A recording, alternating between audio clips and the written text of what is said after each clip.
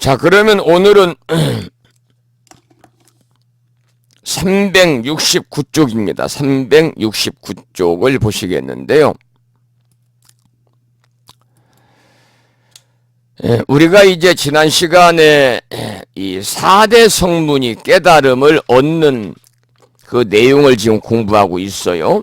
4대 성문이라고 그러면 그 해명수보리, 수보리 존자, 그리고 가전연 존자, 마가섭 존자, 목건연 존자, 전부 다 앞에가 이제 수보리, 해명수보리, 마가전연, 마가섭, 목건연. 그래서 이 마라고 하는 용어가 들어갑니다마는 이 마라고 하는 그 이 용어는 이제 소위 말하면 그 성자 중에서도 대성자를 얘기하는 겁니다. 마라는 것은 크다. 뭐 이렇게 이제 우리가 해석을 할 수가 있으니까요. 함께 우리가 이제 경문을 읽어보겠습니다. 부처님께 사리어 말씀드렸습니다. 369쪽입니다. 저희들이 대중들 중에 상수 제자로서 나이는 늙었으며 스스로 생각하기를 이미 열반을 얻었으며 더 할 일이 없다 하고 더 이상 최상의 깨달음을 구하려 하지 않았습니다. 세존께서 지난 예적부터 법을 설하신 것이 오래되셨는데 그때 저희들이 자리에 있었으나 몸이 필요하여 공과 형상이 없음과 지을 것이 없음만을 생각하였습니다. 보살의 법인 신통으로 유의함과 부처님의 세계를 청정하게 하는 것과 중생들을 성취하는 일은 마음에 즐거워하지 않았습니다. 그 까닭은 세존께서 저희들로 하여금 삼계에서 벗어나 열반을 얻게 하였기 때문입니다.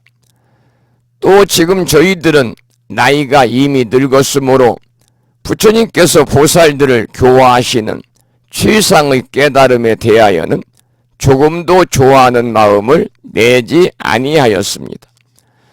저희들이 오늘 부처님 앞에서 성문들에게 최상의 깨달음에 대한 수기를 주시는 것을 듣고는 마음이 매우 환희하여 미증유를 얻었습니다.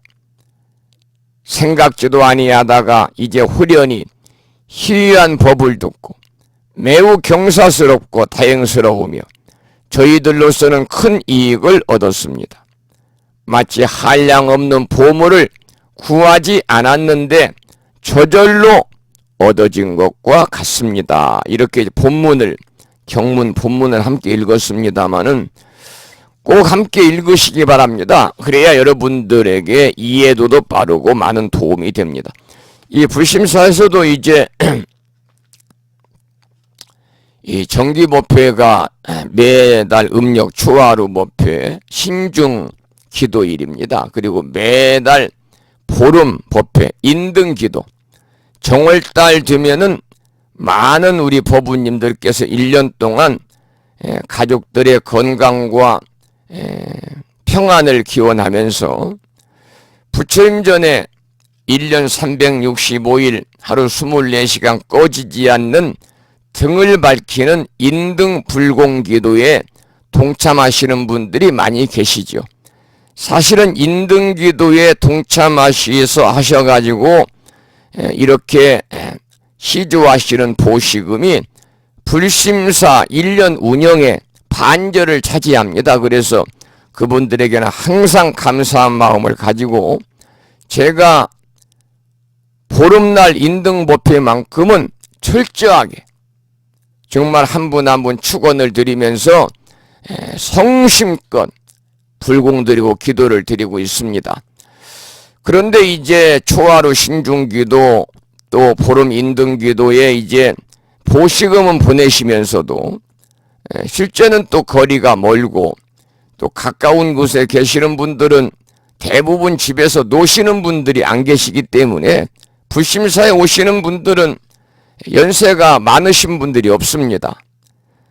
현재 불심사에 일요법회라든지 초하루 보름법회에 오시는 분들이 63세 이상 되시는 분이 안 계시기 때문에 이제 전부 다 젊으신 분들이라서 일을 하시는 분들이라 음력으로 제일은 지키지 못하고 일요법회 때 오시게 됩니다만, 불심사에서는 일요법회를 2시간 반씩 합니다. 시간이 정해져 있어서 1시간 30분은 이제 예불을 드립니다. 부처님께 예경을 올리고, 그리고 25분은 매주 참회와 감사와 발언의 108배 수행을 하고 정진을 하고, 35분은 경전 공부를 합니다만은 요즘에 이제 증일 아함경을 공부하고 있습니다. 한 2년간은 해야 되는데요.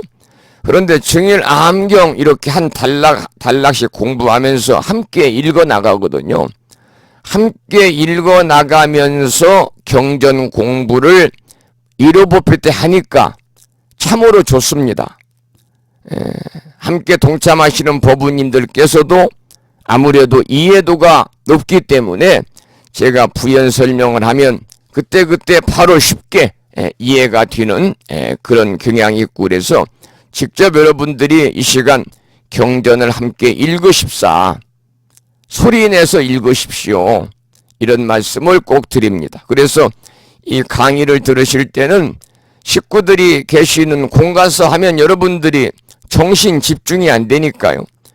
일주일에 한 번씩 1시간 반이니까 이 시간만큼은 여러분들이 독립된 공간, 다른 가족들의 이렇게 움직임이 없는 그러한 공간에 들어가셔서 컴퓨터라든지 노트북이라든지 스마트폰을 통해서 교재를 가지고 함께 공부하시면 좋겠다, 그런 부탁의 말씀을 다시 한번 드립니다.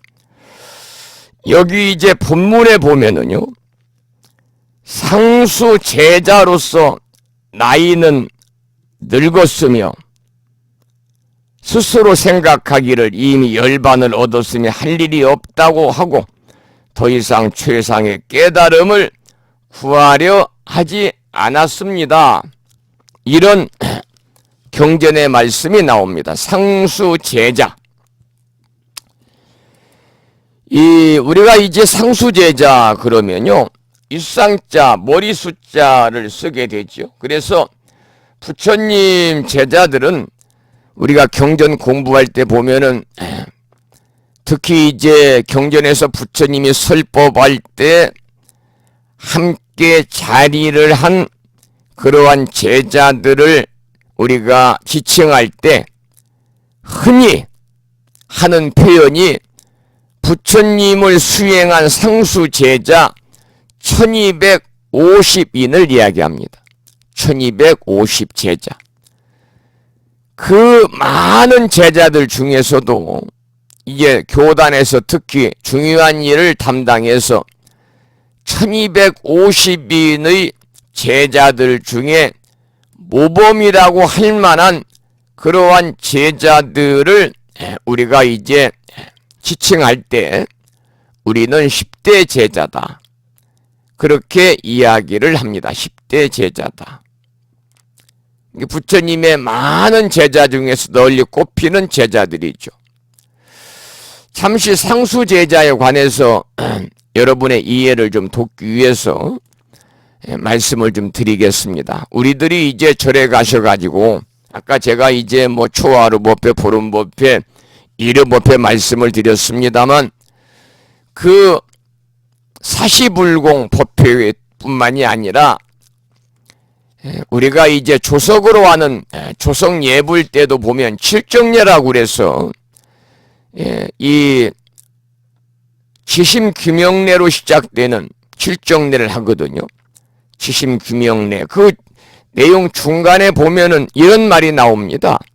지심규명례, 영산 당시 수불부초 10대 제자 16성 500성 독수성 내지 1200 제대 아라한 무량 자비 성중, 그래서 조성 예불 때는 지극한 마음으로 부처님께 귀의하며 예배 올립니다. 그래서 치심 규명례로 시작이 되지만은 우리가 이제 이 절에서 사시불공을 드릴 때 대부분 이제 여러분 추화로나 보론법회, 일요법회 때는 사시불공을 모시잖아요. 우리가 그 이 삼보통청을 모시든 아니면은 관음청을 하든지 간에 그 불공 때는 우리가 지심정례 공양이라고 그래서 예참을 올리게 됩니다. 지심정례 공양이죠.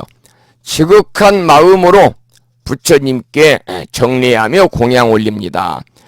거기도 마찬가지로 이제 중간에 보면은 영산 당시 수불보촉 10대 제자 16성 500성 독수성 내지 1200 제대 아라한 무량자비 성중에 나와요. 아까도 말씀을 드린 것처럼 10대 제자는 서가모니 부처님의 뛰어난 10명의 제자를 말합니다.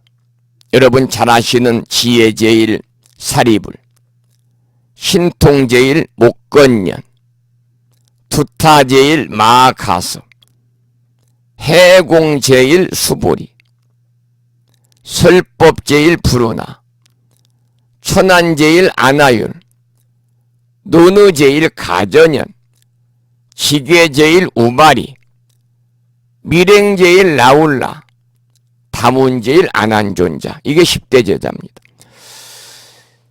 여러분 10대 제자에 대해서 물론 알고 계시는 분도 계시겠습니다만 다시 한번 기억을 되새기기 위해서 잠깐 좀 설명을 드리면 이 사리불은 지혜제일입니다. 그의 지혜를 바탕으로 해서 석가모니 부처님의 가르침을 이론화해가지고 승단의 교화에 큰 영향을 끼친 분입니다. 지혜제일 사리불이요. 그래서 우리가 지혜제일 사리불 그렇게 얘기하죠. 그 다음 두 번째는 신통제일 목건년. 이 목건년은 부처님과 멀리 떨어져 있어도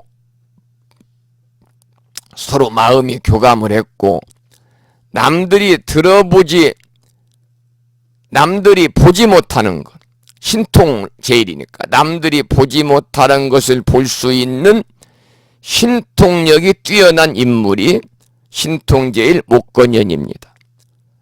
그리고 세 번째 두타제일 마가섭은 누구보다 욕심이 적은 수행자였고 정말로 소욕지족할 줄 아는, 그러니까 욕심이 적고 작은 것에도 만족을 할 줄 알았고 그 다음에 중요한 것은 계율을 항상 지켜서 금욕생활, 두타의 금욕생활을 잘했던 인물이 두타제일 마가섭입니다.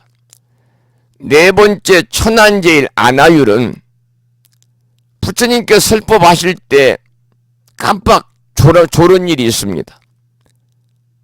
그 조는 모습 보고 부처님이 꾸중을 했어요.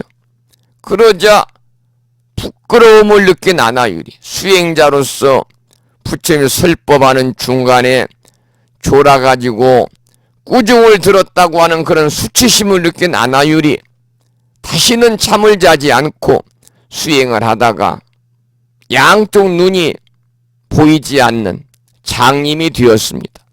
그렇지만 육안은 보이지 않지만 천안이 열려가지고 세상의 본질을 환히 꿰뚫어 볼 수 있는 천안제일이 되신 분이 천안제일 아나율 존자입니다. 다섯 번째 아난다는 부처님의 사촌 동생입니다마는 서가모니 부처님께서 성도하신 날 세상에 태어나셨습니다. 그래가지고 부처님을 20여 년 동안 시봉하셨는데 부처님의 말씀을 제일 많이 들었다 그래 사람들이 그를 많을 때자 들을 문자 많이 들은 제일 제자다 그래서 다문제일 아난다라고 이렇게 호칭을 합니다. 여섯 번째는 지게제일 우발입니다. 지게라는 것은 계율을 지킨다는 겁니다. 계율을 가장 많이 알고 있고 가장 잘 지켜서 다른 수행자의 모범이 된 분이 지계제일 우발입니다. 우발이 존자의 출가 전의 직업은 천민이었습니다. 왕궁에서 이발사로 있었던 그런 이 수행자입니다. 일곱 번째 설법제일 불운하는 부처님의 최초의 제자입니다. 그래서 이 설법을 잘해가지고 무려 몇 명을 교화시켰냐면 99,000명을 교화시킨 부처님 당시에 최고의 설법을 잘했던 제자입니다. 부처님 최초의 제자입니다. 해공제의 수보리는요, 말 그대로 풀레자, 비륵공자, 공사상을 가장 잘 이해하고 항상 대중 속에서도 내면의 고유를 응시하고 남과 대립하지 않고 포섭했기 때문에 해공제일이라고 칭송을 받은 분입니다. 그 다음에 노노제일 가전녀는 아주 해박한 불교 이론, 탁월한 말씀씨, 우리가 탁월한 말씀씨가 있어도 그 지식이 해박하지 않으면 올바른 내용을 전달할 수가 없잖아요. 그래서 해박한 불교 이론이라든지 탁월한 말씀씨가 있어가지고 부처님 말씀을 보다 더 구체적으로 전하는데 역할을 했던, 심지어 왕들까지 교화했던 인물이 노느제일 가전현입니다. 10대 제자 중에 마지막 10번째는 밀행제일 나울라인데 여러분이 아시는 것처럼 부처님의 아들입니다. 그래서 남의 눈에 띄지 않고도 은밀히 수행해서 밀행제일이라는 칭송을 받았는데 얼마나 훌륭한 인격을 갖고 있다는 것을 우리가 미루어 짐작할 수가 있죠. 나는 부처님의 아들이다. 그리고 폼 잡고 다니고 갑질하고, 요즘 말로 갑질하고 그러지 아니하고 정말로 남의 눈에 띄지 않고 은밀히 수행을 해서 밀행제일이라는 칭송을 받았어요. 이 10분이 바로 부처님의 위대한 상수 제자들 중에서 뛰어난 10명의 10대 제자입니다. 그리고 아까 제가 이 예불문에 나오는 내용을 소개를 드렸습니다마는 10대 제자 16성, 500성, 독수성 내지 1200 제대 아라한 그랬잖아요. 16성은 뭐냐면 부처님이 열반하신 후에 소위 미래불이라고 하는 미륵부처님이 오실 때까지 무불시대지요. 56억 7천만 년 동안 부처님이 계시하는 무불시대에 사는 중생들을 교화하라고 부촉을 받은 빈두로 존자를 포함한 16명의 아라한을 우리는 16성이다. 16분의 성인이다. 이렇게 말합니다. 거기에는 빈도라 발라타사 가락가 벌차, 가락가 발리타사 소빈타, 낚거라 발타라 가리가 벌사라 불다라 수박가 반타가, 어렵죠. 이름이 산스크리트어라서. 나오라 나가서나 인게타 벌라파사 아시다. 그리고 마지막에 한 분은 여러분이 잘 아시는 주리반타가가 있습니다. 이 아라한들입니다. 아라한들. 이 아라한은요, 수행승 중에서 최고의 자리에 올라가 있는 자들인데 세 가지 의미가 있습니다. 첫째는 살적이다. 살적이다. 죽일 사자, 도적적자입니다. 도적을 죽입니다. 어떤 도적을 죽이느냐? 사람의 도적이 아니라 본류의 적을 없앤다는 겁니다. 이게 살적입니다. 살적. 두 번째는 무생입니다. 없을 무자, 날생자. 영원히 열반에 들어서 나지 않는다. 후세에 생명을 받지 않는다는 겁니다. 세 번째 의미는 은공입니다. 그래서 천상 사람들의 공양을 받는 거죠. 이것이 이제 아라한이 수행승 중에서 최고의 자리에 올라간 성인인데 이 성인들이 가지는 세 가지 의미입니다. 그 다음에 제가 아까 예불문 말씀을 드릴 때 10대 제자 16성 500성 그랬습니다. 500성은 지금 우리가 법화경 공부하고 있습니다만 이제 공부하다 보면 500제자 수기품이 나옵니다. 그 500제자 수기품에 등장하는 500명의 제자들을 말합니다. 그 500명의 제자들은 소위 6조 2천억 부처님을 공양한 뒤에 성불하게 되고 모두가 보명불이라고 하는 이름으로 불릴 것이라고 부처님께 수기를 받은 사람들이 바로 500성입니다. 500성, 독수성 그랬죠. 독수성은 뭐냐면은 스스로 깨달은 자를 말합니다. 그러니까 우리가 나반존자를 대표적으로 칭하는 것이 독수성입니다. 500성, 독수성 내지 1200제대 아라한 그랬습니다. 1200제대 아라한은 부처님이 초기에 교단이 성립이 될 때 대표적인 제자를 말합니다. 1200제대 아라한입니다. 부처님이 초기에 교단이 성립할 때 대표적인 제자를 말하고 마지막으로 예불문 마지막에 나오는 1200제대 아라한 무량자비 성중이라고 나옵니다. 무량자비 성중은 말 그대로 무량한 자비를 갖춘 성중, 성스러울 성자 무리중자니까요. 무량한 자비를 갖춘 성스러운 무리다. 그래서 10대 제자, 16아라한, 500아라한, 그리고 1200명의 아라한을 모두 포함한 부처님의 성스러운 승단을 우리가 무량자비 성중이라고 그럽니다. 지금까지 제가 이제 소개를 드리고 말씀을 드렸던 이분들이 부처님의 위대한 상수 제자들이다. 이렇게 여러분들께서 이해를 하시면 되겠습니다. 그러면 370쪽으로 가겠습니다. 370조 해설문을 보지요.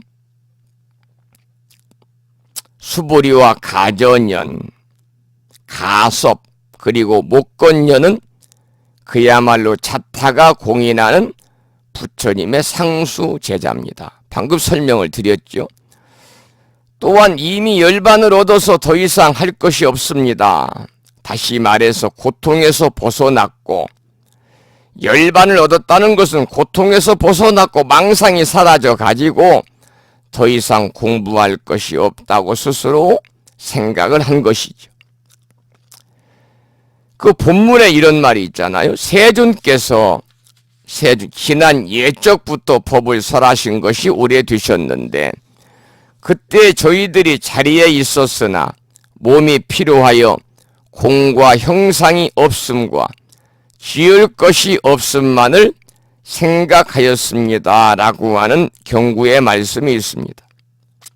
요즘 선사들도 공이나 무상이나 무작이라고 하는 것은 짓는 것이 없다는 겁니다. 무상은 형상이 없는 거죠. 이런 얘기를 많이 합니다만 여기에 등장하는 성분 제자들이 처음 공부한 경지가 바로 공이었습니다. 공. 그리고 무상. 무상이라는 것은 없을 무자, 항상 상자를 씁니다만 이 항상 상자는 상이 없다 하는 경지입니다. 그 다음에 지을 것이 없는 무작입니다. 왜냐하면 공이니까 지을 것이 없겠지요. 불교가 이제 이러한 내용으로 이렇게 이제 가르침을 주고 있습니다만은 그 중간 후에 보면 이런 또 경전의 말씀이 있죠. 보살의 법인 신통으로 유의함과 부처님의 세계를 청정하게 하는 것과 중생들을 성취하는 일은 마음에 즐거워지 않았습니다. 그러니까 신통으로 유의한다는 것은 다시 말하면 보살이 보현행원과 같은 보살행을 자유자재하게 실천하는 것을 말합니다. 보살이 보현행원과 같은 그러한 이 보살행을 자유자재로 실천하는 것을 우리가 신통으로 유의한다. 그렇게 말합니다. 아까도 제가 이번 달력을 보내드리면서 부산에 사시는 자비행 머부님이 법보시하신 보현행원품을 한 권씩 보내드리겠습니다. 이제 그런 말씀을 제가 드렸습니다마는 우리가 이제 이 보현행원은요, 우리가 이제 보현행원품이 있잖아요. 그리고 보현보살의 10대 행원이 있잖아요. 10대 행원. 바로 이제 그 행원을 얘기하는 겁니다. 보현보살의 10대 행원을 얘기하는 거죠. 그게 바로 이제 소위 말하면은 그 보살행입니다.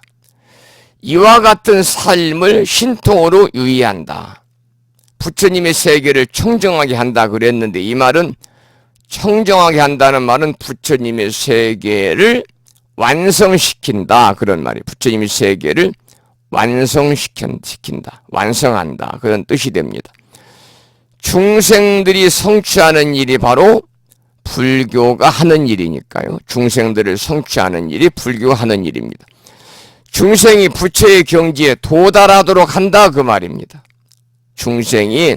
중생들을 성취하는 일이 바로 불교가 하는 일인데 이 말은 중생들이 부처의 경지에 도달하도록 한다 그 말이죠. 그러니까 중생을 성취하는 일이 바로 보살행이고 이 보살행이 신통으로 유의하는 일인데 이러한 일들이 마음에 즐겁지 않았다고 하니까 이 이제 경전의 글로 미루어 모아서는 그 상수제자인 성문제자들이 얼마나 소극적인 삶을 살았는가 하는 것을 또 우리가 여기서 미루어 볼 수가 있죠.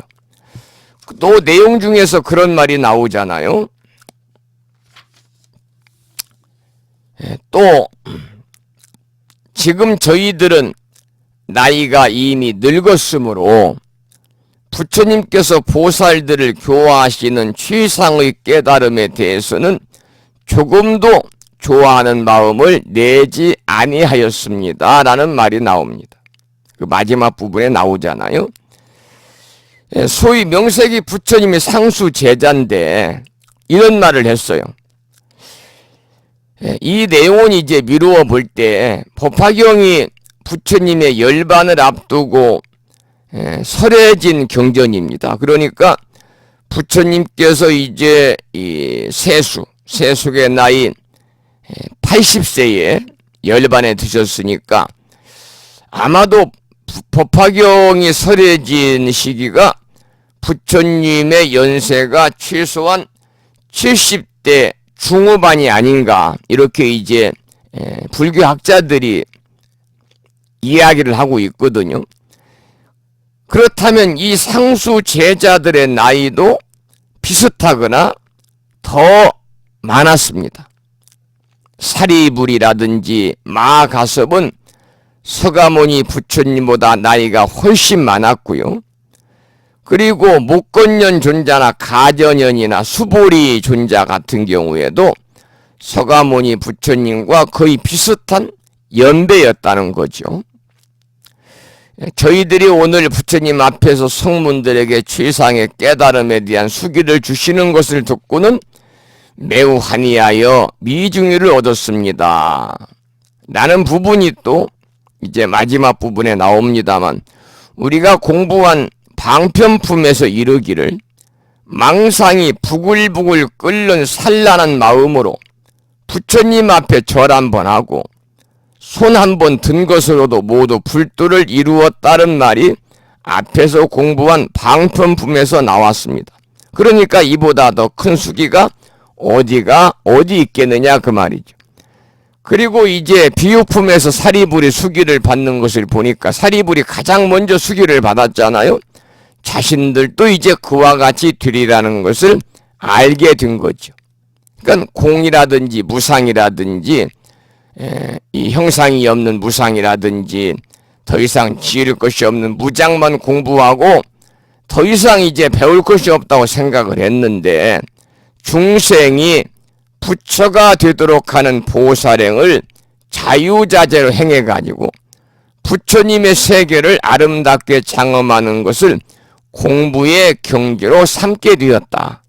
이 일이 마치 구하지도 않은 보물을 저절로 얻은 것처럼 환희롭다는 말을 이렇게 이제 한량없는 보물을 구하지 않았는데도 저절로 얻은 것과 같다. 이렇게 이제 경전에서 설명을 하고 있는 거죠.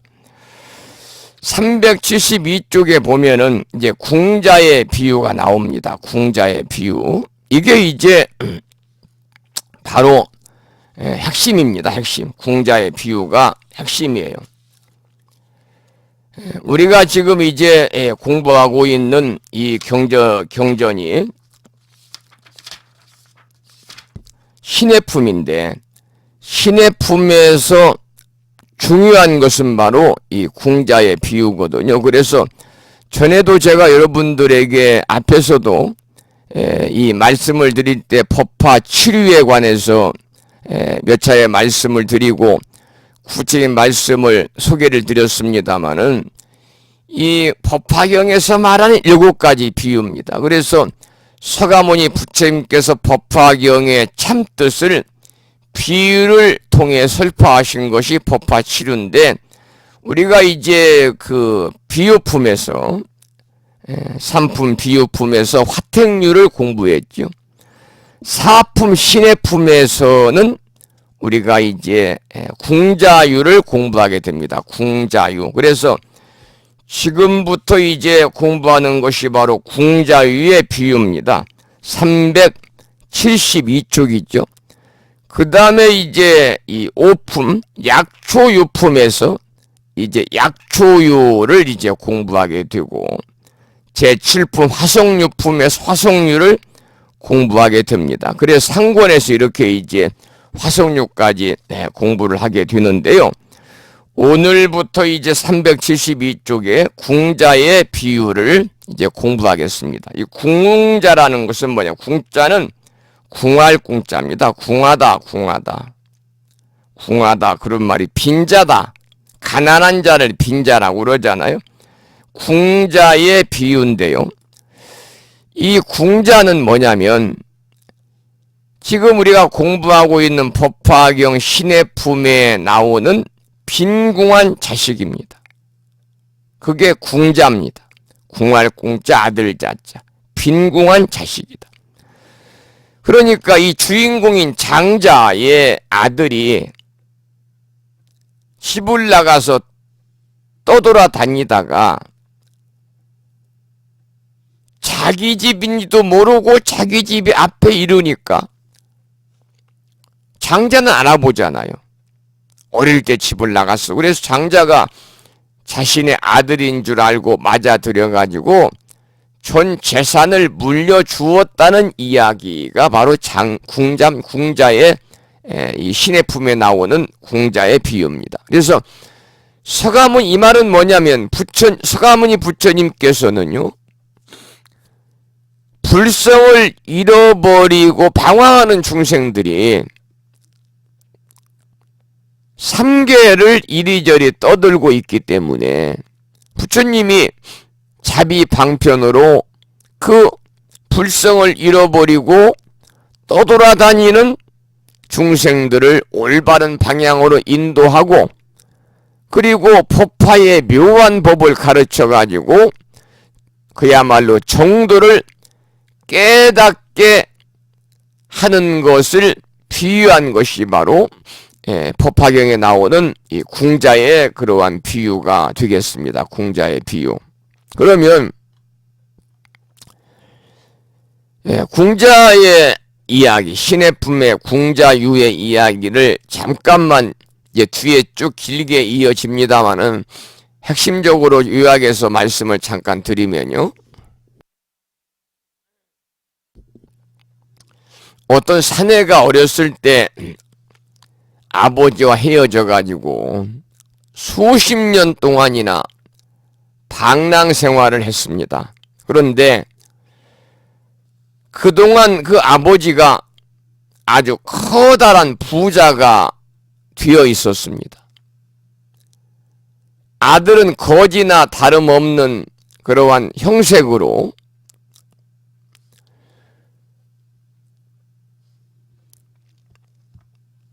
각지를 돌아다니다가 마침내 아버지가 살고 있는 마을에 도달하게 되지요. 그런데 자식을 어렸을 때 잃어버렸으니까 자나깨나 자식 생각을 하면서 살았겠죠. 그 아버지는 항상 잃어버린 아들을 생각하면서 이 막대한 재산을 누구에게 상속할 것인지를 늘 걱정하고 있었습니다. 어느 날 누더기를 걸친 아들은 동냥이라도 할까 해서 그 부잣집으로 갑니다. 물론 부잣집 주인이 자기 아버지인지를 모르지요. 그런데 여러 사람들을 부리고 있는 그 부자를 보자 아들이 기가 죽어가지고 괜히 내가 이 집 문 앞에서 얼쩡거리다가는 혼이 날지 모르겠다는 생각에 도망치듯 사라져 버립니다. 그런데 이 아버지가 장자지요. 먼 발치에서 그를 본 부자는 단숨에 자신의 아들임을 알아보고 하인을 시켜서 도망친 그를 잡아오도록 데려오도록 합니다. 하인에게 붙들려온 아들은 나는 아무 잘못도 없다고 소리치다 그만 실신해버립니다. 부자는 아들을 깨우긴 했지만은 더 이상 아무 말도 하지 않고 내가 네 아버지라는 사실도 알리지 않은 채 그냥 자유롭게 거렁뱅이처럼 살아간 아들을 떠나가게 합니다. 부자는 어리석은 아들을 이끌기 위해서 이제 방편을 써야겠다라고 생각을 하죠. 그래서 하인들을 시켜서 아들을 찾아다가 집안에 들여가지고 집안의 허드렛 일을 맡기게 됩니다. 그리고 자신도 부자인 장자도 누더기를 입고 아들에게 접근해가지고 함께 굳은 일을 하면서 점차 친해지자 원하는 것이 있으면 무엇이든지 말을 해라. 나를 자네 아버지로 생각하게 라고 말을 합니다. 이렇게 해서 아들은 그 부자를 차츰 친아버지처럼 여기게 되는 거죠. 이렇게 이제 20년이 지나고 이 장자가 죽을 때가 가까이 왔다는 것을 한 이 부자는 친척과 국왕과 대신들 앞에서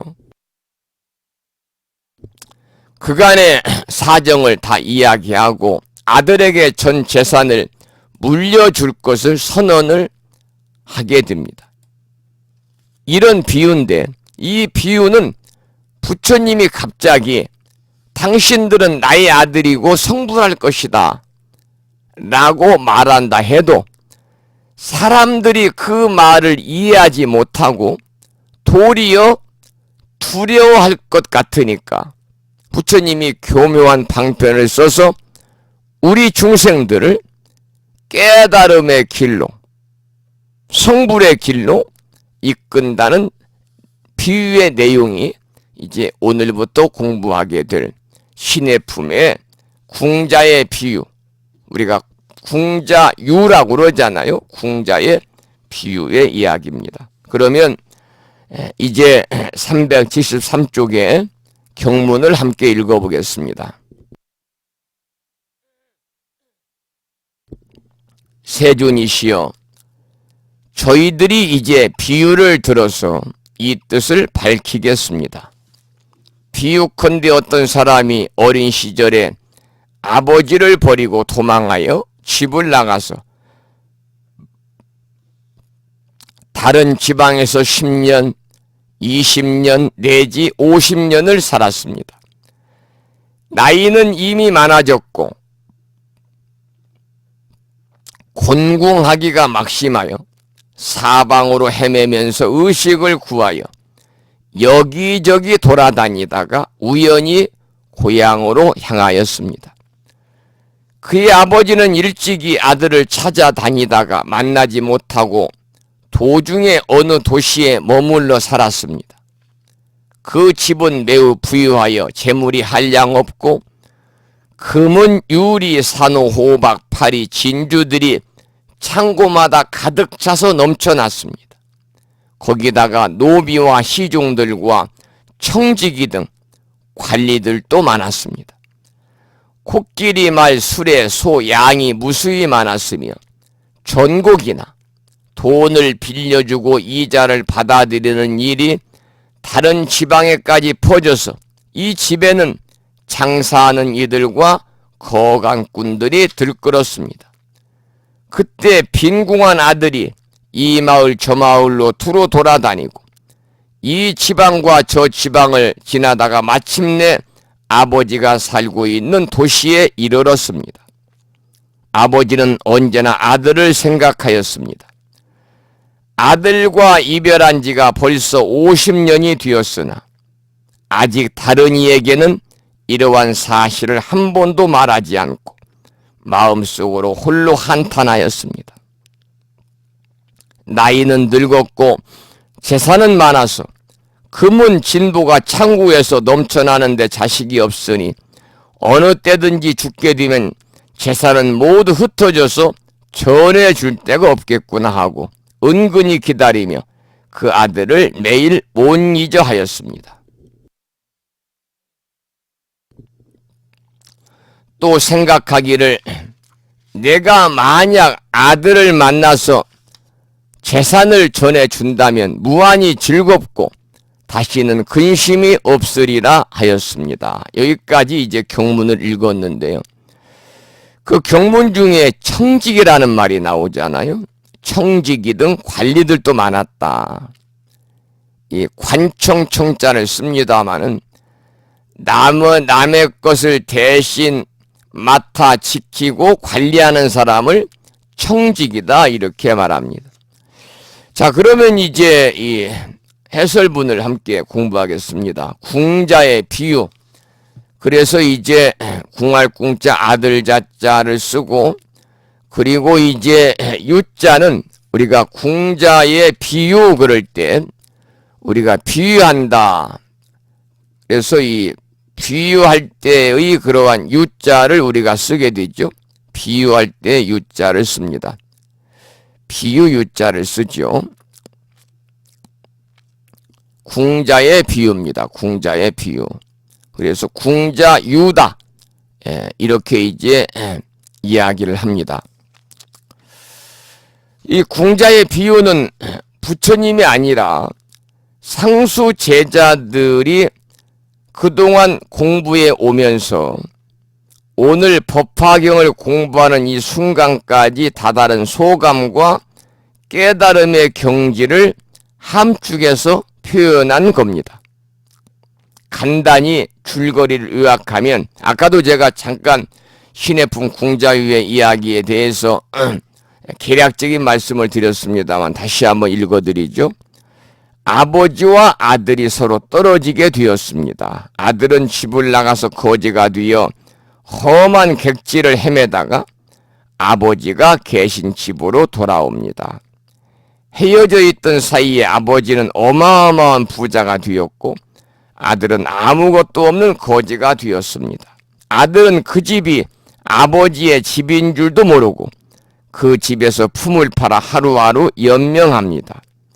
아버지는 거지가 아들이라는 사실을 알면서도 놀랄까봐 일부러 차츰차츰 집안의 크고 작은 일을 돌보게 합니다. 나중에는 아들이라는 사실을 밝히고 아버지의 모든 재산을 물려준다는 이야기입니다. 이렇듯 궁자의 비유는 내용이 간단합니다. 그러나 그 속에 담겨있는 의미는 부처님께서 일생 동안 설법하신 것을 이 하나의 비유로 설명하는 것입니다. 그리고 우리가 불교 공부를 하면서 어떤 과정과 어떤 단계를 거쳐서 어느 경지까지 이르러야 하는지도 이 하나의 비유 속에 다 포함이 되어 있습니다. 아까도 제가 말씀을 드렸잖아요. 궁자의 비유의 핵심적인 말씀은 뭐냐면, 부처님이 갑자기 중생들에게 당신들은 나의 아들이고 성불할 것이다 라고 말하면 사람들이 그 말을 이해하지 못하고 도리어 두려워할 수 있으니까 이제 부처님이 교묘한 방편을 써가지고 중생들을 깨달음의 길로 이끈다는 내용이 바로 궁자의 비유의 핵심적인 내용이라는 겁니다. 어려서 헤어진 아들이 수십 년 만에 만난 아버지가 반가워서 아들을 잡으려고 하자 아들은 자기를 붙잡으러 온 사람으로 생각하고 그만 놀라서 기절을 해버리잖아요. 부처님께서 일생 동안 경전을 설하신 내용에 비유하면 이 순간을 화엄경을 설할 때라고 합니다. 화엄경을 설할 때다. 이 375쪽에 가장 위에 보면은 한자로 이렇게 되어 있죠. 궁자 경악 화엄시. 여기서 이제 이 놀랄 경자, 놀랄 악자입니다. 경악이라는 것은. 궁자 경악 화엄시.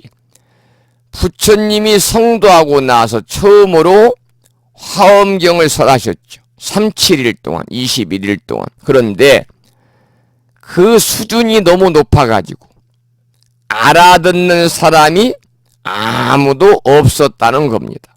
심지어 부처님의 상수 제자인 아까 소개해드렸던 10대 제자들도 전부 여롱양맹이라. 여롱양맹.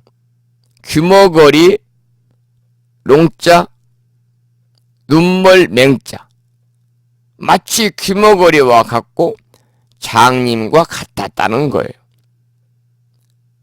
왜냐하면 화엄경은 부처님의 깨달음을 그 높은 경지 그대로 설명한 것이기 때문에 그 내용을 이해하는 사람이 아무도 없었다는 거죠. 마치 궁자의 비유에서 아버지는 반가워가지고 아들을 안으려고 달려가지만 아들은 놀라서 기절한 것과 같다 그 말입니다. 그래서 아버지는 일꾼들을 시켜서 여기 품팔이 할 것이 있다고 꾸며가지고 아들을 또 부르게 되죠. 아들은 그 집에서 걸음을 치고 화장실을 청소하는 등 아주 하찮은 일을 하고 품삯을 받는 생활을 시작했습니다. 거부 장자의 위아들인데도 막노동이나 하면서 고통스러운 삶을 사는 이때를 암경을 설할 때라고 하는데 재분 정가 암시라고 합니다. 여기서 분자는 똥분자입니다. 재분 정가 암시다. 이제 이 내용을 좀 제가 경전 책을 가지고 공부를 하고 이것을 묶어가지고 제가 이제 이 오시 교판에 대해서 좀 말씀을 또 그때 드릴 테니까 잘 들어보시기 바라고요.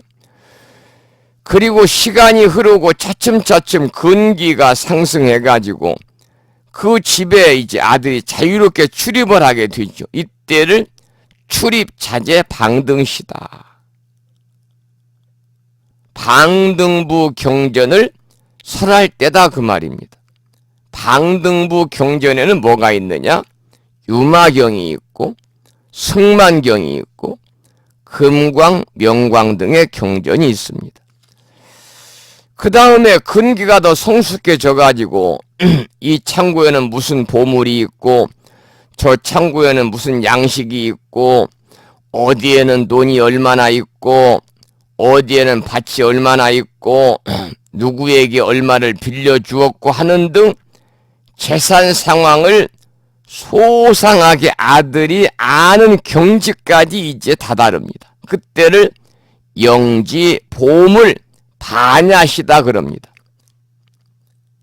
반야신경, 금강경, 대반야경 등의 반야부 경전을 설하던 때입니다. 그러던 어느 날 이제 국왕과 대신들을 다 모아놓고 중대한 선언을 하죠.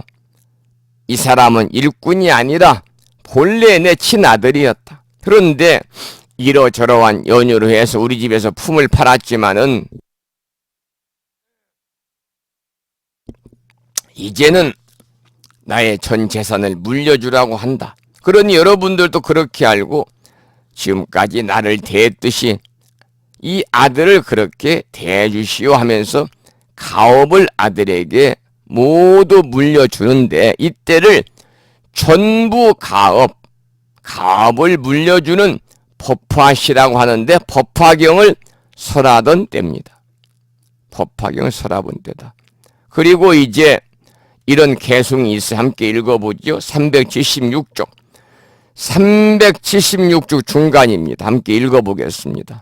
아함 12, 방등 8, 20일 재담 반야, 종담 법회 우 8년, 최초 화음 37일이라는 개송입니다. 이 말은 부처님께 성도하고 나서 아함 12, 12년 동안 아함경을 설하고, 방등 8, 8년 동안 방등부 경전을 설하고, 20일 재담 반야, 21년 동안 반야부 경전을 설하시고, 그리고 종담 법화 후 8년,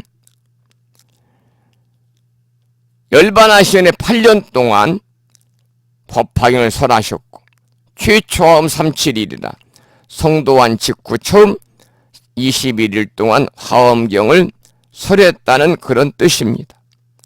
이렇게 8만 대장경을 모두 회통하는 이런 개송입니다. 그래서 궁자, 경악, 화엄시, 재분, 정가, 암시, 출입자재, 방등시, 영지, 보물, 반야시, 전부가, 법화시를 우리가 함께 외우면 부처님께서 몇 년 동안 어떤 경을 설하셨는데 어떤 단계에 해당하는지를 한 번에 정리해서 알 수 있도록 한 전통적인 그러한 개송이다. 이 부처님께서 이제 성도하신 이후에 45년간 설하신 것 연도별로 이제 분류를 해가지고 화엄경 21일, 암경 12년, 방등경 8년, 반야경 21년, 법화경 8년으로 이렇게 나눠요. 그것이 바로 방금 우리가 읽어봤던 그 내용입니다. 암 12, 방등 8, 20일 재담 반야, 종담 법화 우 8년, 최초암 37일이라는 개송이에요. 이제 옛날 어떤 사람이 한 아들을 이렇게 두었는데 그 아들은 어려서 집을 나가 떠돌기를 수십 년 동안 거지 되어서 유랑을 한 거예요.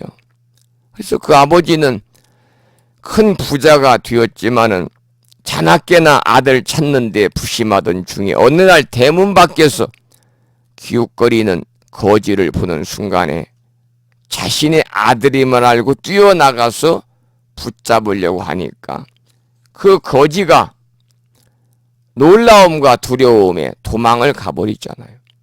이를 본 아버지가 이대로 아들을 붙잡으려 하면 안 되겠다 싶어서 방편으로 하인들을 시켜가지고 그 아들을 유인해서 똥이나 거름을 지우는 품팔이를 하도록 시키죠. 그러다가 차츰 그 집안 분위기에 익숙해져 가지고 그 집에 출입을 자유롭게 하다 보니까 그 집의 재산 상황을 환히 알게 됩니다. 그때 비로소 그 아버지는 아들을 불러서 전 재산을 관리하도록 배려를 했고, 그가 성숙함에 따라서 사람들이 모인 자리에서 그가 아들이란 이야기를 하면서 아들에게 자신의 모든 재산을 물려주겠노라고 선포했다는 이야기를 우리 방금 공부했잖아요. 이 간단한 비유의 내용 속에서 부처님의 일생에 걸쳐 설하신 교화의 순서가 그대로 수용이 되어 있는 거예요. 대체로 아들이 처음 아버지를 만나서 놀랐던 때를 궁자, 경악, 화엄시다. 궁자, 경악, 화엄시라고 그래서 화엄경을 설할 때와 같다고 본 거죠. 이것은 화엄경이 부처님의 깨달은 내용을 듣는 사람의 사정을 전혀 감안하지 않은 채 직설로 말씀을 했기 때문에 근기가 얕은 사람들은 놀랐다는 이야기입니다. 그래서 궁자, 경악이란 말을 씁니다. 궁자, 경악, 화엄시다. 그래서 이제 아까 말씀을 드린 것처럼 아들의 근기에 맞춰가지고 방편으로 똥을 치우고 싹을 받았어요. 이것은 뭐냐면 암경을 설할 때입니다. 암경. 재분정가 암시다. 그래서 암경을 설할 때를 이렇게 표현을 했고, 또 여러 해가 지나가지고 그 집에 자유롭게 출입할 때를 방등부 경전을 설할 때다. 그래서 출입 자제 방등시다 이렇게 말하죠. 이후에 점차로 온 집안 살림을 알게 된 것은 반야경을 설할 때다. 그래서 영지보물 반야시다 그래요. 영지보물. 영지보물 반야시에 배대하고 이어서 모든 재산을 모두 아들에게 상속시키는 때를 뭐라고 그러느냐? 전부 가의 법화열반시다. 법화열반경을 설할 때를 부처님의 모든 사상을 다 드러내어 가지고 상속하는 것으로 비유를 한 것이죠. 그러니까 우리가 지금 여기서 오늘 공부한 이 내용이 바로 이제 이 법화경 신의 품에 나온 못난 아들의 비유, 궁자유를 우리가 보면은 이 내용 속에, 이 비유한 내용 속에 부처님의 일생에 걸쳐서 설하신 중생 교화의 순서가 그대로 다 들어있는 것이다. 그것을 가리켜서 궁자, 경악, 화엄시요, 허엄시요, 재분정가, 암시, 출입, 자제, 방등시, 영지, 보물, 반야시, 전부 가의 법화시다. 이렇게 우리가 개성으로 이룬다 그런 말씀입니다. 좀 이해가 되셨나 모르겠어요. 바로 부처님께서 성도하신 후에 45년간 설하신 것을 연도별로 분류한 화엄경 21일, 암경 12년, 방등경 8년, 반야경 21년, 법화경 8년, 이것을 이제 우리가 개성으로 이룬 거죠. 최초 화엄 37일, 암 12, 방등 8, 21일 담반야, 총담 법화 우 8년, 이렇게 이제 개성으로 이룬 겁니다. 자, 그러면 377쪽의 그 내용을 보겠습니다. 지금 우리가 이제 공부하고 있는 이 궁자의 비유는요, 전부 이야기가, 스토리가 있기 때문에 쉽게 이해가 됩니다. 뭐든지 우리가 그 스토리가 있으면 이해가 쉽잖아요. 잘 한번 이해를 하도록 잘 들어보시기 바라고 함께 377쪽의 경문을 읽어보겠습니다. 세존이시여, 이때 궁한 아들은 품을 팔면서 이리저리 다니다가 우연히 아버지가 사는 집에 이르러 대문 옆에 머물렀습니다. 멀리서 그 아버지를 보니 사자자에 앉아서 보배로 만든 궤로 발을 받들었고 많은 바라문과 찰제리와 거사들이 공경히 둘러 모시고 있었습니다. 값이 10,000냥이나 되는 진주와 영락으로 몸을 장엄하였고 시종과 하인들이 흰털로 만든 불자를 들고 좌우에 시위하였습니다. 보배 휘장을 치고 꽃을 새긴 번을 들이웠으며 향수를 땅에 뿌리고 여러 가지 훌륭한 꽃을 흩어 놓았습니다. 보물들을 늘어놓고 내어주고 받아들이며 이러한 여러 가지 호화로운 장식들이 있어서 위엄과 덕이 높고 훌륭하게 보였습니다. 궁한 아들이 그 아버지가 큰 세력을 가진 것을 보고는 곧 두려운 생각을 품고 여기에 온 것을 후회하면서 이렇게 생각하였습니다. 저희는 아마 왕이거나 혹은 왕족일 터이니 내가 품을 팔고 싹을 받을 곳이 아니다. 다른 가난한 마을을 찾아가면 힘들여 일할 곳이 있으리라. 거기 가서 품을 팔아 의식을 구하면 쉽게 얻으리라. 만일 여기에 오래 있으면 나를 붙들어다가 강제로 일을 시킬지도 모르는 일이다. 이렇게 생각하고는 빨리 그곳을 떠났습니다. 여기까지 이제 경문을 읽었는데요. 377쪽으로 다시 넘어가서 경문으로 네 번째 줄에 보면은 이 찰제리가 나옵니다. 바라문과 찰제리. 바라문은 고대 인도의 네 가지 신분 계급 가운데 첫 번째입니다. 첫 번째 계급이고, 찰제리는 두 번째 계급인데 이 무사 계급, 귀족 이런 계급이죠.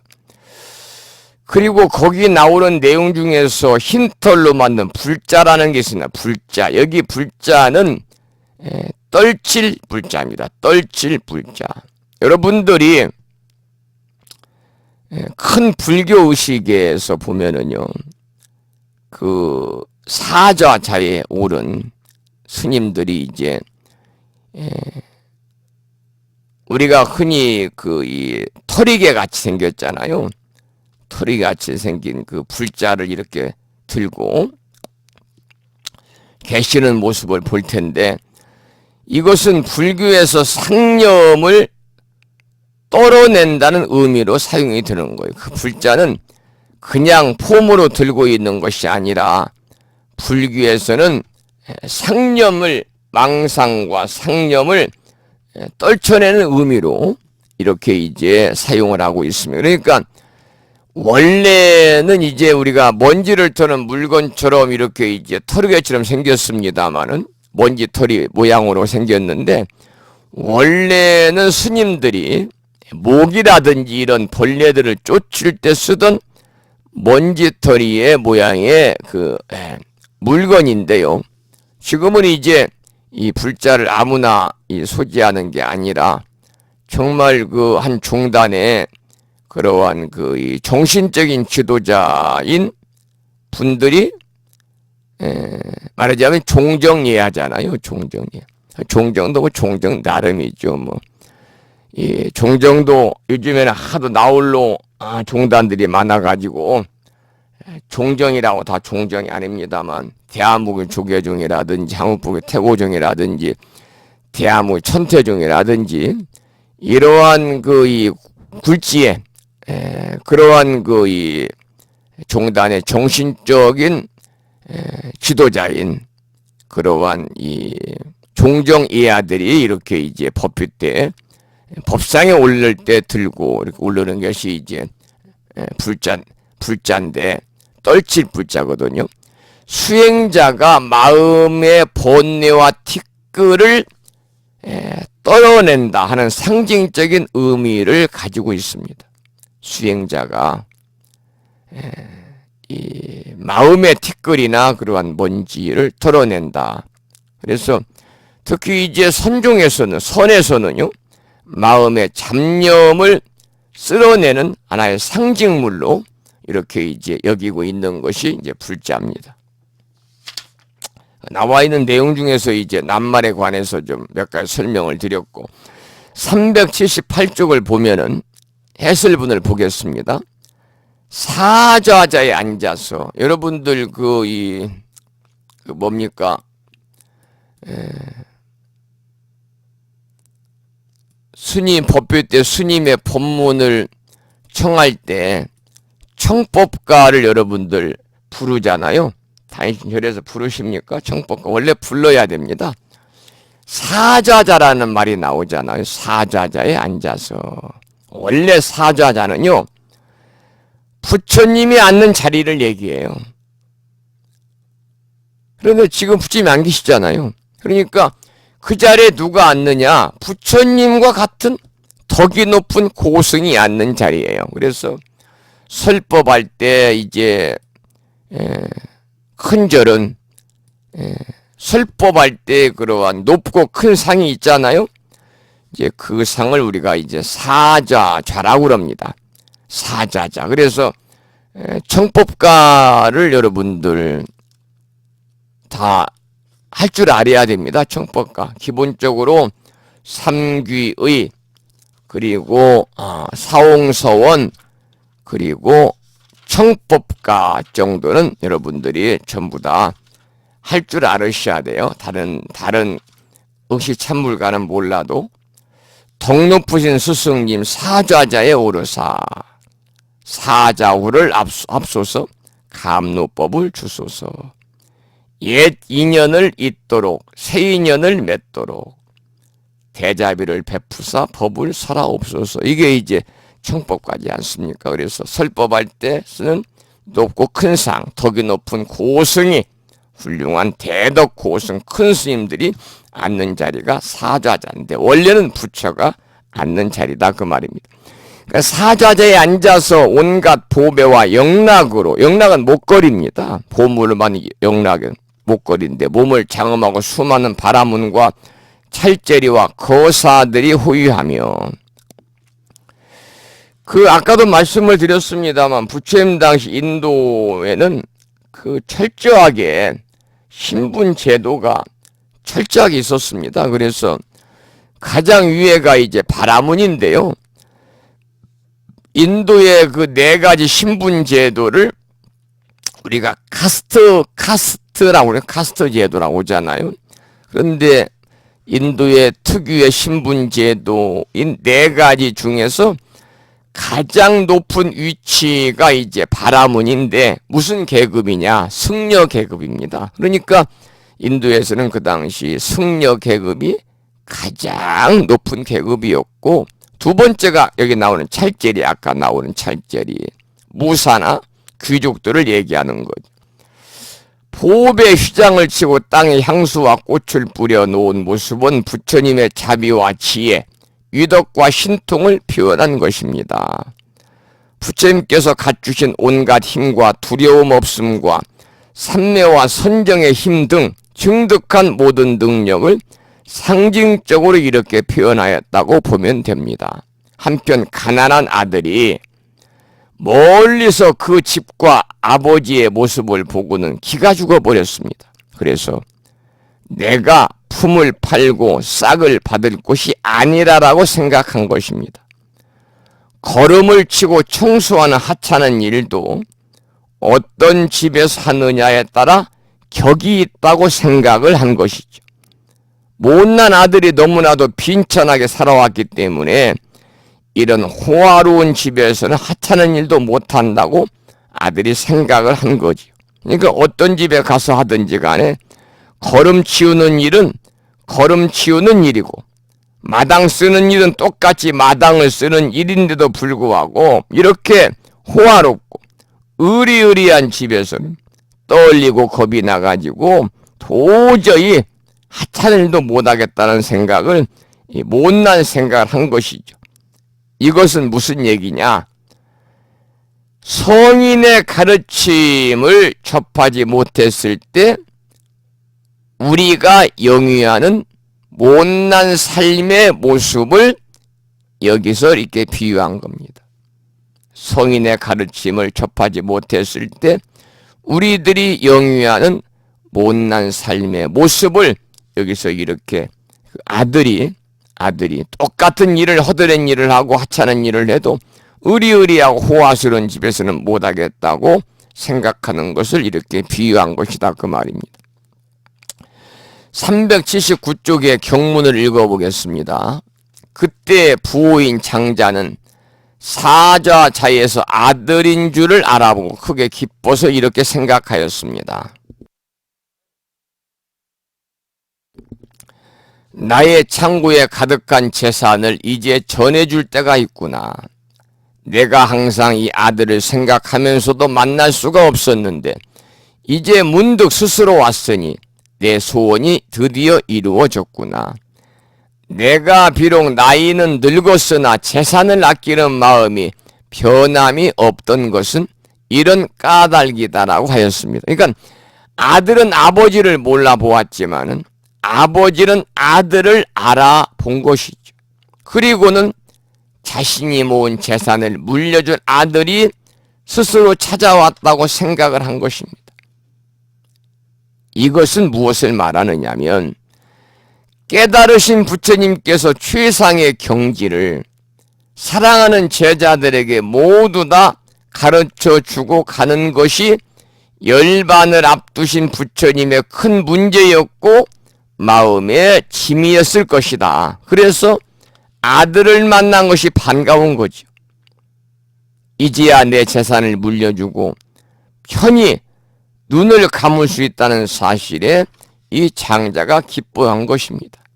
바로 부처님께서 깨달으신 부처님이 최상의 경지를 사랑하는 제자들에게 다 가르쳐주고 가는 것이 열반을 앞둔 부처님의 마음인데 그 마음을 그대로 여기에서 비유법으로 이렇게 설명을 하고 있는 것이다. 그런 말씀이죠. 자, 그 다음에 380조 보겠습니다. 380조. 경문을 함께 읽어보죠. 아들이 놀라서 기절하는 내용이에요. 전부 다 이야기가 연결이 되게 스토리가 있어서 잘 들으시면 이해가 쉽게 됩니다. 그래서 곧 곁에 있는 사람을 빨리 보내어 데려오게 하였습니다. 그때 데리러 갔던 사람이 빨리 쫓아가서 붙더니 궁한 아들이 크게 놀라서 원통하다고 큰 소리로 부르짖었습니다. 나는 아무 잘못이 없는데 왜 붙드느냐? 데리러 간 사람은 아들을 더욱 단단히 붙들고 강제로 끌고 가려고 하였습니다. 그때 궁한 아들은 스스로 생각하기를 죄도 없이 붙들려 가게 되니 반드시 죽게 되리라 하고 더욱 놀라서 기절하여 땅에 쓰러지고 말았습니다. 아버지가 멀리서 이 광경을 보고 심부름꾼에게 말하였습니다. 그 사람은 필요 없으니 억지로 데려오지 말라. 찬물을 낮에 뿌려서 얼굴에 뿌려서 다시 깨어나게 하고 더 이상 그 사람에게 말하지 말라. 그 까닭은 아버지가 아들의 마음이 용렬한 줄을 알았고 자신의 호화로운 부귀영화가 아들에게 두려움이 되는 줄을 알았기 때문입니다. 자신의 아들임을 분명히 알았지만은 일종의 방편으로서 자기의 아들이라는 말을 아무에게도 말하지 않고 그 심부름꾼을 시켜서 아들에게 말하기를 이제 내가 너를 놓아줄 터이니 어디든 마음대로 가거라 하였습니다. 궁한 아들은 좋아라 기뻐하면서 어쩔 줄을 몰라 땅에서 일어나서 가난한 마을을 찾아가서 밥벌이를 하고 있었습니다. 381쪽 가장 위쪽에 보면은 아버지가 아들의 마음이 용렬한 줄을 알았다 그랬습니다. 이 쓸 용자에다가 용렬할 열자를 써서 변변치 못하고 좀스러운 것을 용렬이라고 그럽니다. 그러니까 아버지는 50년 만에 아들을 만나서 너무도 반갑고 기쁜 마음에 사람을 보내서 데려오게 했는데 그러나 못난 아들은 자기가 죽게 되리라고 생각해서 기절하고 놀라서 기절하고 말았잖아요. 바로 이것은 뭐냐? 부처님이 깨달으신 높은 경지를 그대로 표현한 화엄경을 설하시자 근기가 낮은 중생들이 전부 놀라가지고요. 도대체 이게 무슨 소리인가 했다는 것입니다. 바로 이제 그런 비유법이에요. 아들이 못나서 아들이 못나고 용렬, 변변치 못하고 좀스러워 가지고 자신의 호화로운 부귀영화가 오히려 아들에게 두려움을 주는 것을 알게 된 아버지는 그대로 아들을 놓아주잖아요. 부처님과 같이 위대한 삶은 근기가 낮은 중생들에게는 오히려 두려움의 대상일 수가 있는 거죠. 바로 이제 그 얘기를 이렇게 비유로 한 겁니다. 우리가 이제 근기를 자꾸 우리가 성수시켜야 됩니다. 공부를 통해서, 마음 공부를 통해서, 경전 공부를 통해서, 기도를 통해서 우리의 근기를 자꾸 성수시켜야 이렇게 높은 부처님의 경지도 한번 우리들이 도전해 볼 만하다. 아버지는 아들이 못난 것을 알았기 때문에 이제 또 방편을 계속해서 사용하게 되거든요. 이제 그 내용은 이제 다음 시간에 계속 이어지도록 하고, 오늘은 여기까지 수업을 하겠습니다. 다음 주 수요일은요, 이제 12월 첫째 주입니다. 그래서 12월 5일 날이 수요일 날이거든요. 12월 5일 날 다시 382쪽을 할 테니까요. 잘 적어 놓으셨다가 그때 함께 공부할 수 있도록 하고, 시간이 계시면 한 번쯤 이렇게 한번 읽어 보셔가지고 예습을 해 놓으시면 이 시간 잠깐 공부하는 데 있어서 좀 도움이 되지 않을까, 그런 생각을 해 봅니다. 전부 다 비유입니다. 비유법에 대한 말씀. 오늘은 이제 궁자의 비유에 관해서 말씀을 드렸는데, 법화 치류 중에 두 번째 비유다 그 말이죠. 첫 번째 비유는 우리가 지난 시간 공부했던 비유품에 나오는 화택의 비유, 그리고 두 번째는 지금 공부하고 있는 신의 품의 궁자의 비유입니다. 그 다음에 세 번째는 약초품에 나오는 약초의 비유. 다 비유법의 이야기가 이렇게 나오는 거죠. 자, 9시 35분 접어들고 있고요. 또 늦게 이렇게 또 출석하신 분이 계신지 한번 카페에 들어가서 보겠습니다. 늦게 출석하신 분이 계시네요. 무화보법부님께서 늦게 출석을 하셨습니다. 무화보법부님 반갑습니다. 오늘 결석하신 법부님들을 한번 불러보겠습니다.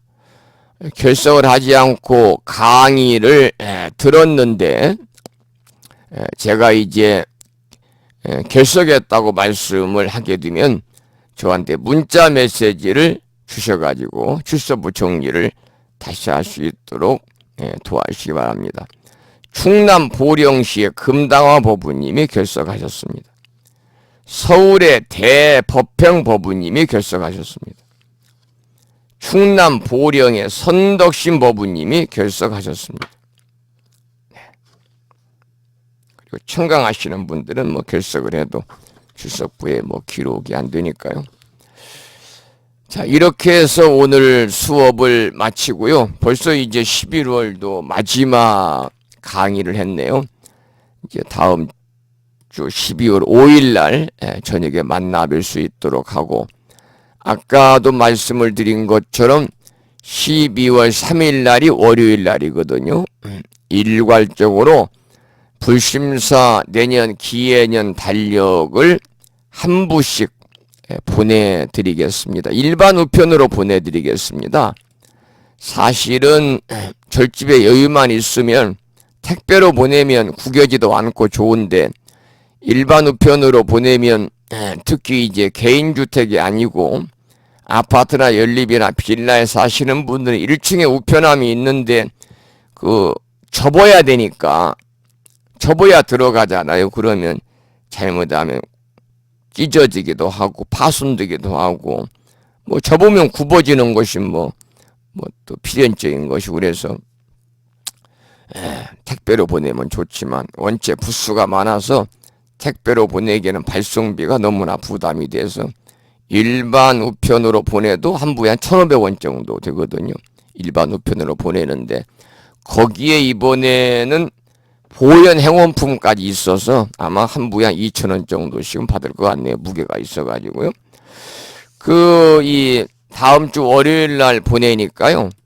다음 주는 여러분들이 이 집에 오며 가며 우편함을 확인하셔가지고 불심사에서 온 이 대봉투 안에 달력과 그리고 부산에 사시는 자비행법부님이 법보시한 독송용 보현행원품 원문과 우리말이 이렇게 인쇄된 경전을 분실하지 말고 잘 받아서 달력도 활용하시고, 특히 달력은 분실해도 뭐 큰 문제가 없습니다만은 또 파손돼도 큰 문제는 없습니다. 달력은 뭐 흔하잖아요. 불심사 달력이 아니라 할지라도 뭐 절집마다 달력들이 넘쳐나니까요. 흔한 건데, 이 경전의 말씀은 여러분들이 파손되면 안 되니까요. 여러분들이 잘 오며 가며 우편함을 확인하셔가지고 경전 파손이 되지 않도록 잘 받아 모시고 수지 독송하십시오. 그런 말씀을 드리도록 하겠습니다. 그리고 그 보내면서 그 안에다가 제가 이 350부 정도를 이제 우편으로 보내는데 달력을, 그 중에 한 150명 정도, 150분이 반절이 안 되죠. 150분 정도는 그 안에다가 무술년 동지 불공기도 안내문을 한 장씩 넣어서 보내겠습니다. 350명을 달력을 보내는데 150명 정도만 안내문을 보내드릴 겁니다. 왜냐하면 작년에 이제 동지기도에 동참하신 분이 120명이기 때문에, 그래서 작년에 동참하신 분들, 또 동참하실 만한 분들, 동참하지 않을 만한 분들은 제가 보내지 않겠습니다. 그렇게 여러분들이 이해를 하시기 바라고, 달력을 받았는데 동지기도 불공 안내가 안 들어있으면 나는 동참하지 않을 걸로 알고 스님이 안 보냈구나, 이렇게 아시고 서운해하지 마시기 바랍니다. 필요한 분들에게 보내는 게 중요한 거니까요. 여기서 오늘 강의를 마치고요. 저는 이제 일주일에 다시 이제 12월 달에 만나 뵙도록 그렇게 하겠습니다. 12월 달 그 불심사 행사는 12월 22일 날 동지거든요. 동지인데, 불심사에서는 동지기도를 금년에는 일주일 하겠습니다. 일주일. 그래서 12월 16일 날 일요법회 때 입제를 해서 일주일 동안 매일 사시불공 때 기도를 드리고 동참하시면 축원을 하고, 22일 날 동짓날 휴양을 하겠습니다. 그리고 12월 마지막 주 일요일 날 12월 30일 날은 불심사 이제 한 해를 마무리하면서 무술년 송년법회를 합니다. 송년법회. 제가 이제 이 무창불교대학 카페하고, 그리고 또 불교 인터넷 음악방송 홈페이지 알려드리는 말씀에 제가 이제 그 송년법회 안내도 12월 달 뒤면 올려놓겠습니다만은, 동참하실 분들은 미리 문자 메시지나 전화로 연락을 주시기 바랍니다. 그래야 이제 몇 분이 동참하시는가를 알아야 공양도 준비를 하고, 또 1년을 마무리하는 날이니까 또 작은 것이라도 또 소승의 마음을 담아서 작은 기념품이라고 준비를 하려고 생각하고 있으니까요. 그 인원을 파악을 해야 미리 준비하니까요. 제가 이제 홈페이지에 다음 주라도 올려놓으면 거기에 댓글을 단다든지, 또 문자 메시지나 전화로 송년법회에 동참하겠습니다 라는 말씀을 주시면 더욱더 고맙겠다는 말씀을 드리고, 이 우편물 받아보시고 동지기도 안내문을 잘 읽어보시고요. 동참하실 분들은 입제부터 휴양까지 일주일 동안 기도를 드리니까요. 입제 전에 여러분들이 문자 메시지나 댓글이나 또는 전화나 이메일로 연락을 주셔서 접수를 해 주시기를 부탁을 드리도록 하겠습니다. 자, 오늘 강의 마치면서 노래 한 곡을 듣고 마치겠습니다. 제가 이제 지난 시간도 이 노래를 들려드렸습니다만, 좋은 인연이라는 노래입니다.